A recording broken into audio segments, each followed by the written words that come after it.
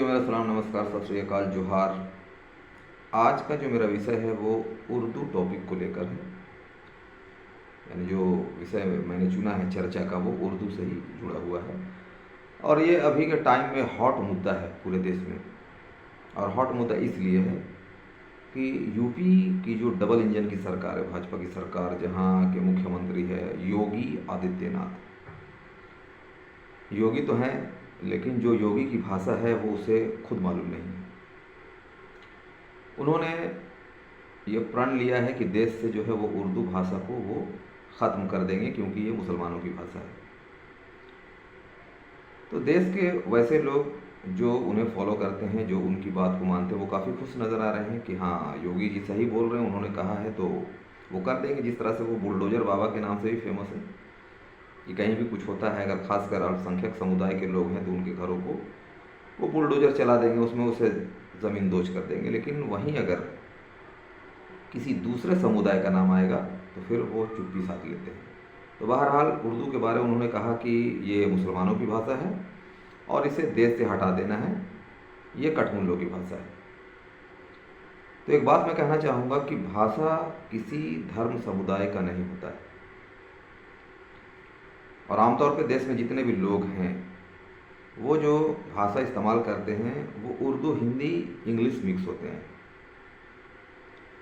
एक रिक्शा चालक, उनसे अगर बात की जाए तो वो बिना पढ़े लिखे कम से कम अंग्रेजी शब्द जो है वो हर दिन यूज़ करते हैं, इस्तेमाल में लाते हैं। उसी तरह किसी भी आदमी से हम मिलते हैं तो उनका जो बात करने का तरीका होता है उसमें भी ये तीनों मिक्स होते हैं, बल्कि और कई उसमें भाषाओं को मिक्स करके वो बोलते हैं, जिसमें संस्कृत भी होता है, उर्दू भी होता है, हिंदी, कुछ अरबिक वर्ड, इंग्लिश।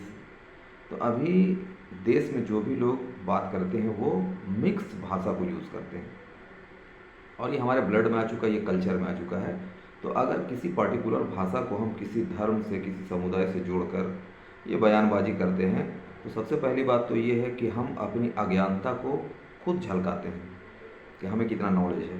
दूसरी बात यह है कि हमें ये भी समझ में बात नहीं आती है कि किसी भी भाषा को अब हम हटा नहीं सकते किसी भी कल्चर से। अगर इस भाषा को हटाने के बारे में हम सोचते हैं तो थोड़ा अगर हम जाते हैं, चाहे वो न्यूज़ एंकर की बोली हो या फिर फिल्म इंडस्ट्री में डायलॉग या फिर जो सॉन्ग बजते हैं उसमें जो ज़्यादातर वर्ड होते हैं वो उर्दू के होते हैं। तो इसलिए संभव नहीं है, मुमकिन नहीं है कि उर्दू को हटाया जा सके। बेहतर ये है कि योगी जी जो हैं वो अपने अंदर खुद झांक कर देखें कि वो इस तरह से बयानबाजी करने का मतलब है कहीं ना कहीं मुसलमानों से नफ़रत की मानसिकता को वो सामने ला रहे हैं।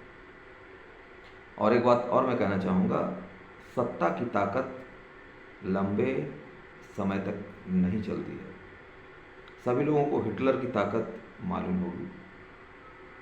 एक ऐसा शख्सियत जो एक कट्टर मानसिकता का आदमी था और आज भी उसकी मानसिकता को हिटलरवादी मानसिकता कहा जाता है। अगर कोई भी इंसान इस तरह का अगर हठधर्मी दिखाता है तो उसे कहा जाता है कि ये हिटलरवादी सिद्धांत को एक्सेप्ट करने वाला आदमी है।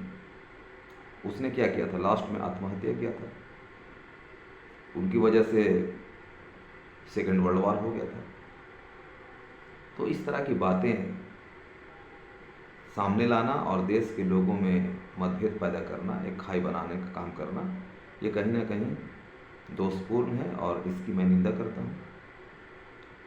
देश के लोगों को चाहिए कि इस तरह के जो भी बयानबाजी कर रहे हैं उनका वो खंडन करें। जय हिंद, जय भारत।